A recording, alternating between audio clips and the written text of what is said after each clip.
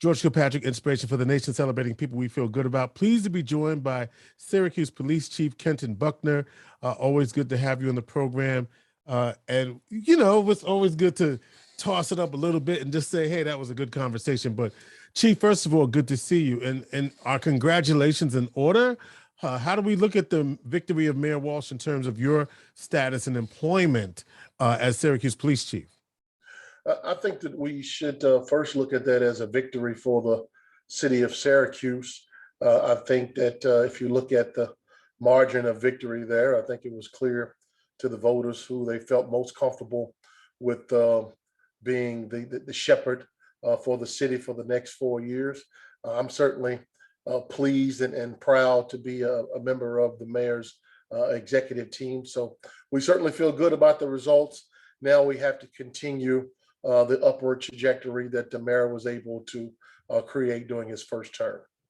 Yeah, so would you have left the city if, I mean, obviously if Khalid won, he said he was going to replace the police chief. So are you going to stick around for the next 4 years? I'll be around until I decide that I may want to do something different, or that the mayor decides that he wants someone different in the position.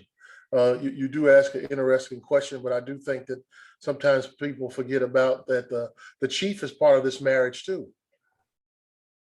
Yeah, yeah, exactly. So that's why I ask. Right. Are you committed to this relationship? I am committed to this relationship.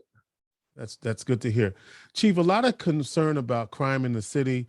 You certainly heard that expressed by residents when the mayor was doing many of the debates and town halls. The opponents were basically saying that. And the mayor was very specific to say certain crime is down, certain other crime is up. But for the average person in the city, it feels like crime is up, even though statistically certain kinds of crimes are down.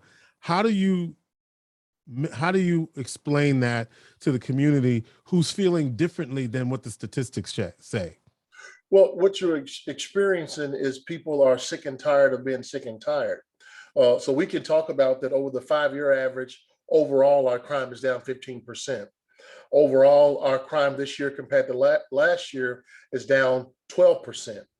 Violent crime is up 2% compared to last year. Property crime is down 16% compared to last year. But if we want to look at where violent crime happens in our cities, there are certainly places to where that's more prevalent than others. And if you live in those communities or you live in those neighborhoods, and you hear myself or the mayor talking about, overall crime is down, but you still hear shots fired every night, it's not going to feel like crime is down. Mm-hmm. If you yet had another member of your family that was up in upstate hospital in the trauma center for stabbing or shooting, it doesn't feel like the crime is down. If you turn on your 5 and 10 o'clock news every night and you see that there's been aggravated assault or robbery or shooting or God forbid, someone's been murdered, you don't feel like crime is down. We also have to realize that we live in a very digital age. Crime is instant now. So mm-hmm. when you hear about things that are going on, it's instantly posted to you on websites and social media, on the media websites. So we have that constantly in our face and in our ears, and it feels like that it's always going on around us. Now, let's not be naive. Syracuse has significant challenges that are historical with violent crime in our community. Even though 80% of the crime in this city is property crime, the violent crime numbers is what usually makes the headlines. So I understand that how people feel about that when you talk about, some of the things are down and that maybe it doesn't feel that way, but that's all very much so an indicator that we need to continue to focus on trying to reduce violent crime. And then the most important piece of that is that to ensure that everyone in our community feels safe. You obviously have to have a full force to do that. The force isn't full. And so now you have that challenge, right? And I have a follow-up question about the force, but let's talk about manpower. Do you have, and people power, I guess, do you have enough people to enforce and to, I guess, to serve and protect? Do you have enough? We are struggling mightily.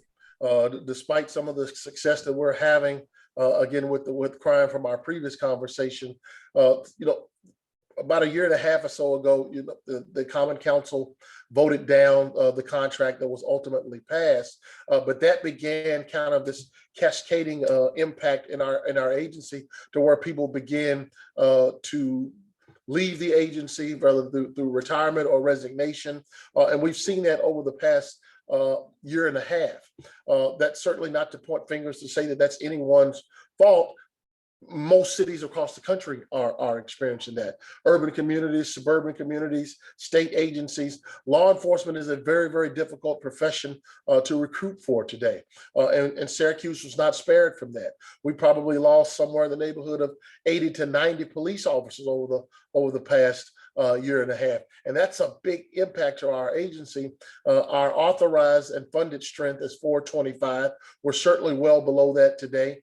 We have 35 recruits that are in the training academy today. They're scheduled to graduate on December the 19th. Then they have a 12-week field training officer experience that they will go through before they're released to go solo. So we have somewhat of a small relief coming, but it's certainly not keeping up with the level of attrition that we're currently experiencing. We're also currently in the process of getting ready to hire another class that will begin the last week of January, first week of February. And this week we did the starting of that process in meeting with the initial candidates. And I will tell you that pool of candidates is down 43% less candidates in the pool than we had for this current class. So that's very, very alarming to us. We don't operate from a sky is falling standpoint. I don't think it's effective for leaderships to subscribe to that. But we certainly do have a sense of urgency and recognize that we need to do more and maybe things differently in order to try to remain competitive, to find the few handful of individuals who still have an interest in this profession. You're on mute, George. And on top of that, Chief, you're also trying to diversify the workforce and recruit officers of color. How are you doing with that? We're having incremental progress with that. I think we're up a little over 2% or so during my tenure here with the agency on recruitment of minorities. The class that we have in right now, they're scheduled to graduate December the 19th. I believe there are 6 or 7 different foreign languages in that class. There are multiple people of color in the class, as far as also several women in that class. So we're doing really well with recruiting women. We still struggle with people of color, Black and brown folks. That continues to be a challenge, but we have been making incremental progress with that. In addition to that, we're waiting on a report to come back from the Department of Justice that did a top to bottom of assessment of our recruitment and hiring process, and we hope to have that to begin the implementation process of the suggestions of what we should do to ensure that our recruitment hiring model is reflective of 21st century pillars. So other communities have had success, or have they? Or how have other communities done it? And if they've done it successfully, is it because they are in a pool of resources, or in a community where there's more people available to recruit? Or what's the deal with why we're struggling so much and continue to struggle as a community to recruit officers of color to the Syracuse Police Department? Well, there's no question that the strained relationship between police and the Black and brown community, I believe, has an impact on that. If you're talking about recruiting locally, if we go outside the city and the state, and then nationally looking at recruiting individuals, it's always been an uphill battle to recruit people of color in this profession because of the historical relationship or lack thereof with Black and brown communities. Well, and that remains a challenge. Let me ask you this. There's a narrative that law enforcement is the enemy of Black people. How do you counter that narrative? Well, first thing, we push back against that narrative. I think that we certainly are not naive to say that Clearly, there are things that have went on in this profession and in the city of Syracuse where there's been behavior involving police and members of the Black and brown community. We have to acknowledge that. But I think it would be foolish for anyone to use a broad brushing statement and say that the police are the enemy of Black and brown people, but because we know a couple of things, that Black and brown people are disproportionately victims of crime, and Black and brown people, when asked to describe the individual who has harmed them, they disproportionately describe individuals of color. Knowing that dynamic, there is a significant I guess, volume or increase of our contact with Black and brown community that makes that whole relationship dynamic a difficult one. But we certainly have to make sure that we are aware that perception that you described does exist, and we have to work on that. Making yourselves ourselves a diverse police department is one of the key ways of doing that. In addition to that, the mayor was successful in getting a residency requirement for the police officers, in the class that we are about to hire in late January, early February, will be the first class that has that rule that's in place. So what is the rule, Chief? What is the rule, 6 Chief? months after the graduation of those individuals, they're required to live in the city of Syracuse for 5 years. 5 years. Yes. Right. So could that, so for some that might be an incentive, for others it may not be, right? You're exactly right, because one of the things that we've learned early in our process with this current group that we're recruiting is that we received back 10 or so applicants that said because of that residential requirement, they were not interested in the city of Syracuse for a job opportunity. We didn't see something that would make me believe that that is a key to the 43% reduction in applications that we had, but it certainly was measurable to where we were able to take note of that. But I think overall that reduction is because of the unwillingness or disinterest of people in the profession in general. Chief, this next question is going to be kind of to look at you as a leader. What are the things that you're encountering as an African-American male in authority over a predominantly European workforce and in the community? What kinds of things are you encountering? Well, the people will often ask me questions about those kinds of things, and I will tell people that there are distinct differences of being Black and blue. Obviously, being blue, some of the resentment or the turbulence that our agency, our profession receives in the Black and brown community, I feel that. Okay, some of the resentment that I feel as a chief, being a part of the profession, it's a real thing. Being an African American in this profession, it's also a real thing. I've never felt as if someone mistreated me or did something to me because I happen to be a Black male. I would not be able to point to something for that.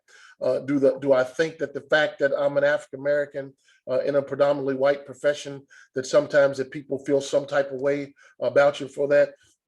I'm not naive enough to think that that's not probably the case for some people as well. Police are taken from society. We're a microcosm of society, and we know that race matters. I think at the end of the day, the majority of police are going to look at you. Are you competent? Are you capable? Do you care? And do you have a plan for the city, for the agency, and the men and women who are charged with carrying out that job? But I will tell you that there's no question that race matters in our country. Race matters in this profession. And along those lines, Chief, is there pressure from you to uphold a system that some feels, back to this issue about the historical narrative of law enforcement, if you want to be a change agent, and some people feel that the system that you're required to uphold may oppress people of color and limit your effectiveness? How do you deal with that? Well, I'm a do the right thing kind of guy. And there's certainly, I think sometimes an added pressure being an African American from the Black community, that I'm going to be able to wave a magic wand and fix the things that they have been disappointed about for 25 or 30 years. I have the same challenges as my white counterparts who may have tried to make some of those changes. I will tell you, from when you talk about topics like someone being oppressed or mistreated, those are cultural things. They also happen to be probably the most difficult thing that a chief has to encounter, is changing a culture. I can change policy, I can change the uniform, and I can change our vehicles. You can do that with the snap of your finger. But when you change the minds and hearts of individuals and how we interact with the community, and more importantly, that how we do that collectively, it takes time to do those things. But they have to clearly know what's expected of them. They know that they're going to be supported when they're right, and they have to know and understand that they're going to be held accountable when they don't. I think that we've done that in the 3 years that I've been here, but that change is usually doesn't come fast enough. And in some instances, we don't see on the surface the many improvements that are being made or that have been made. And sometimes you don't get credit for those things until 10 years down the road. Yeah, I'm glad you talked about that, because people do expect and have the expectation, as an African-American police chief growing up in the community, seeing some of the things that people perceive, right, that you're going to come in there and break it down and be able to make change in doing so. That is an expectation. And so when it doesn't happen, right, or there may be pressure then, and this is where I was going with that, there might be pressure to uphold that same system rather than change it. And so I wanted to get the thoughts about I think that goes back to my first point of I'm gonna do the right thing kind of guy. And doing the right thing, by definition, I may see myself doing the right thing, that you as a citizen may feel like that this is a continuation of what we've seen in the past, or the officers may feel some type of way about that. But I think that if you look at what we've done with internal affairs, if you look at the relationship between police and the Citizens Review Board, if you look at the level of discipline in this organization versus what it looked like prior to my arrival, we believe that we've made measurable improvements in all of those areas. There was, I know that there was a story just out a few days ago that part of the money received from the feds was used to do some training in the police department. What was that training that your officers received? It was cultural competency for law enforcement. And then we also added our non-sworn civilian workforce in that training. So members of the entire agency got that training, and including the chief staff. It was done by an expert on the topic. I had a relationship with him and familiar with his company out of Denver, Colorado. It was very well received positively by the workforce, which is a very difficult topic to teach, but he certainly has a unique way of, I guess, making the room comfortable to get uncomfortable, and then have some very sobering conversations about some of the things that we need to be aware of. What would you say would be your key takeaways for the chief and the workforce? What were the key takeaways when you talk about cultural competency? Because that really means, and how would you define that, right? And I would define it as being aware of people from diverse backgrounds and how your presence might affect how you interact with people from different backgrounds. Well, I think the foundation of that would be, regardless of what the background or the race or place of origin of these individuals, we should show everyone dignity and respect. And then the other part is take the time to understand why people are doing or saying what they're doing. Don't always assume that it's a negative towards you, or that someone is being aggressive with you. Seek to understand some of those things that we may be observing going on in certain pockets of our city. And then when we understand those things, we should be able to better respond to that. So I think that when we recognize that we have a diverse community, and we recognize that there are differences in our community based upon that diversity, that we should always start with respect, regardless of whatever the situation is. And if we can do those things, more often than not, we're going to be on the right side of that situation. Chief Kenton Buckner, Syracuse Police Chief. Chief, there was an officer involved shooting recently. The policy of the police department is to release those names in 3 days.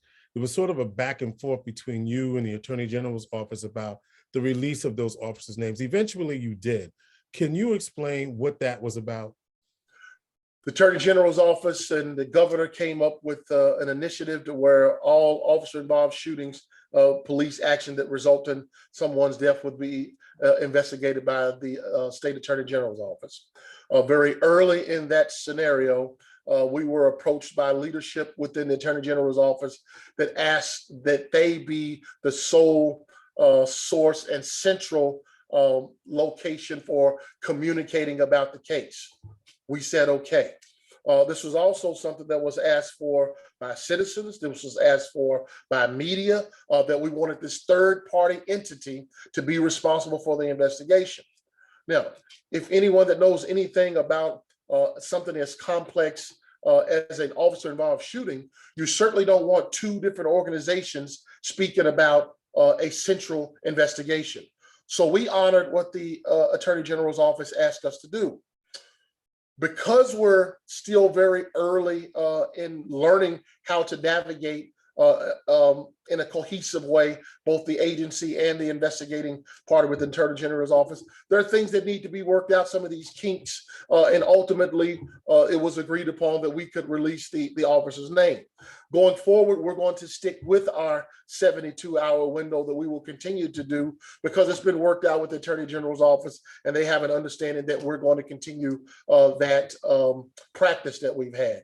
But those initial points to where we were not releasing that is because we were asked by them, and we complied, that there would be no communication from our agency. All questions were to be referred to them, and for whatever reason at the time, they chose not to release that information. So there was sort of you would attribute that to new policy, miscommunication. Now we have a new policy that we're gonna go back to the policy that we've always had. This is how we're gonna do it. Partially. Okay. They're still the lead investigator.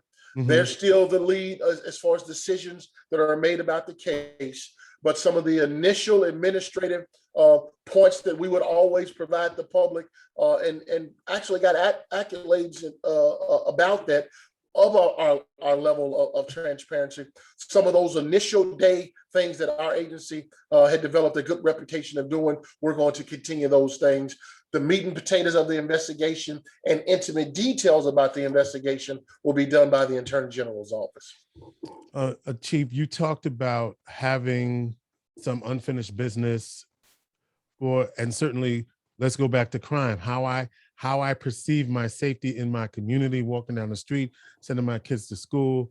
And let me go back to school. We've had some incidents in schools, and particularly up at one of the high schools, I believe it was Henniker High School.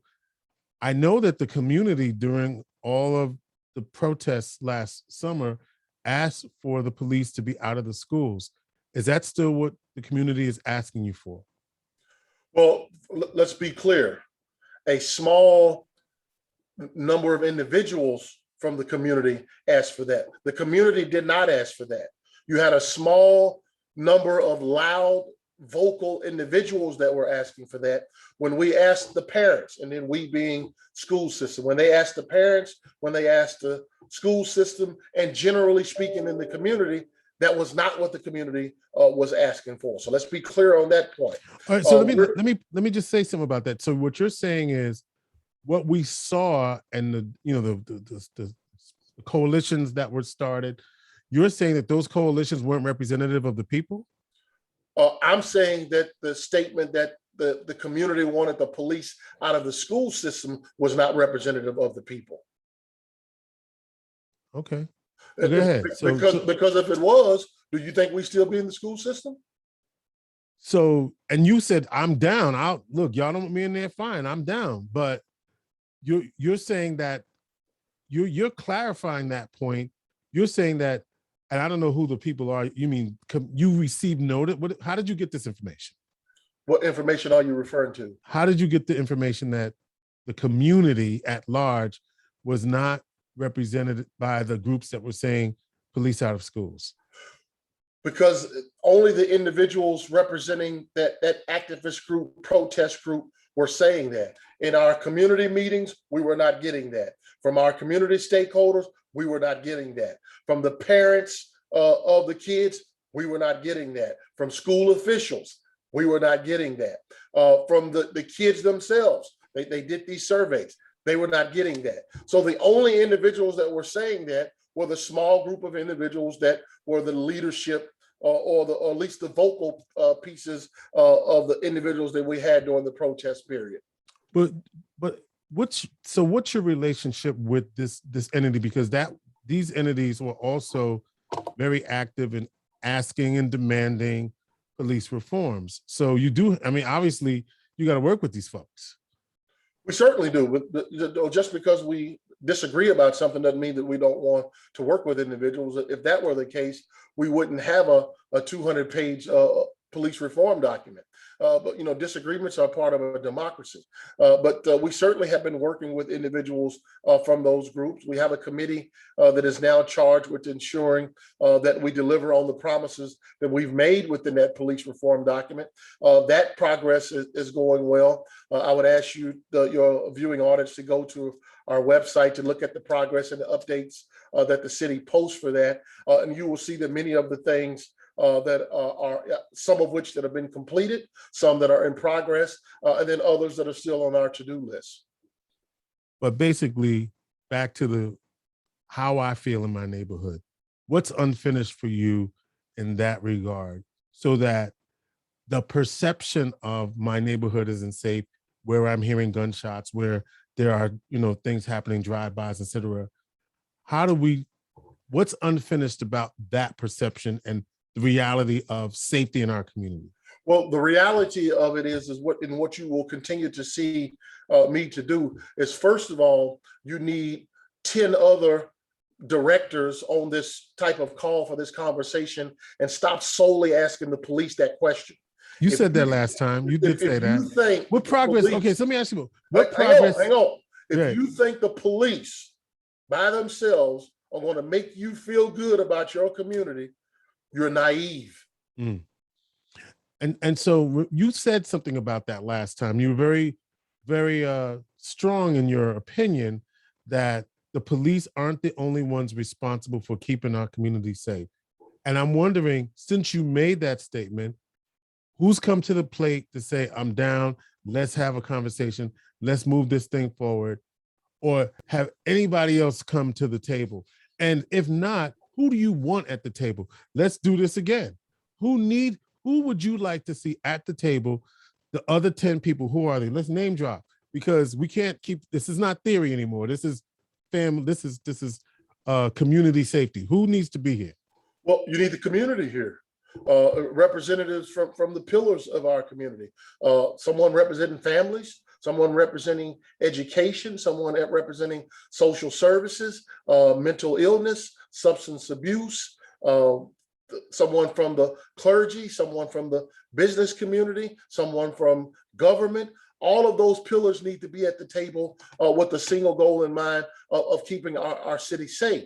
The only report card that we find ourselves looking at is the police report card. Are these entities not at the one table now? I believe that these entities are at a table. I don't think that often enough we're at the same table. Okay. All right. So how do we make that happen, Chief? Because the thing is, so I would like to see the chief go in front. You said it here. Let's make a big splash. This is I need this. I need can you call a meeting? A splash. Not a splash. I don't mean a splash. It doesn't have to be a splash. I was going to get you on that word. Yeah. It doesn't have to be a splash. What I'm saying to you is, let's get on the phone and let's make it happen. If that's what we want to happen. You feel me? Well, I think that some of those things are in progress. The mayor is in the process of standing up a unit or a piece of city government that will be responsible for addressing violent crime in our city. Part of that is having someone who is responsible for centralizing the resources that we have in the city, at least to be able to know who provides what and where they can be located, and then who are the contact individuals for that. In addition to that, the organizations that say that they are a part of this collective group to address these problems in our community, how are we measuring that? How are these organizations performing? Police department included, city government included, but we wanted to centralize to be able to take a look at everyone who has a vested interest in what's going on in our community and how are we all performing. Chief Kenton Buckner, anything else we need to know about what I know you're doing? You have the PAL. What do you want to say about how that's working and its effectiveness? Jimmy Oliver is a rock star, doing an outstanding job. We picked the right guy for the right job in our community. He is truly a square peg in a square hole. We've had over 500 kids that have participated in that program thus far in its short time of existence. We're also in the early part of having a youth advisory council from representatives from our public high schools. We also are expanding ShotSpotter on the north side where we did not have that footprint, which will help with that. The north side is about 47% or so of the city's population. So that's going to be good. We're also fully implementing tasers, which is a less lethal tool for the officers to be able to have with them to try to reduce deadly force encounters. And then also you continue to look for opportunities on unique kind of relevant training that we will continue to give our workforce. What is the full name of the PAL? Police Athletic League. I mean, yeah, I thought there was something else in there. Syracuse Police, it may be academic, but it's Syracuse Police Athletic League is the name. Yeah, I got that. Yeah, I was wondering, I thought there was another acronym inside of the PAL, but I just want to make sure. Well, Chief, you know, it's always good to see you, man, and hear from you. And as if there's, I know that the last thing I had on my list was that in Minneapolis, they defeated the defund the police. Eric Adams has been elected mayor in New York City, and he's rejected that. Do you think that, we talked about this last time, but do you think communities have come around to the fact that maybe that wasn't the right language, but that we have to fund some level of law enforcement in our community? I think that you have seen the silent majority step forward in the voters box. And the silent majority, more often than not, they're objective, they're intelligent, they gather the facts, and they make sound decisions. And then in a country that has 300 million guns on the streets of the United States, defunding the police was foolish. Now, do we need to reform police? Yes. Do police need to do a better job of engaging Black and brown communities? Yes. Officers who show through their behavior that they do not deserve to be in this profession, do we need to get rid of them? Yes, and we need to be very energetic about that. But we also need to support the police. This is a very difficult time for anyone in this profession, and be encouraging to officers and support them when they're doing something good, support them when they're doing things right. So I certainly think that we can do a better job of that. But I think that what you saw is a pushback across the country for any of these extreme ideas of getting rid of police departments is just not something that I don't think that our communities were interested in. So Syracuse Police website, Facebook page, where can they find that reform document once again? On the city's website. City of Syracuse, there's a link okay. for the Syracuse government. All right, Syracuse, City of Syracuse website. Chief Buckner, thank you for your time. Appreciate All right, it. George, appreciate you. Inspiration for the nation.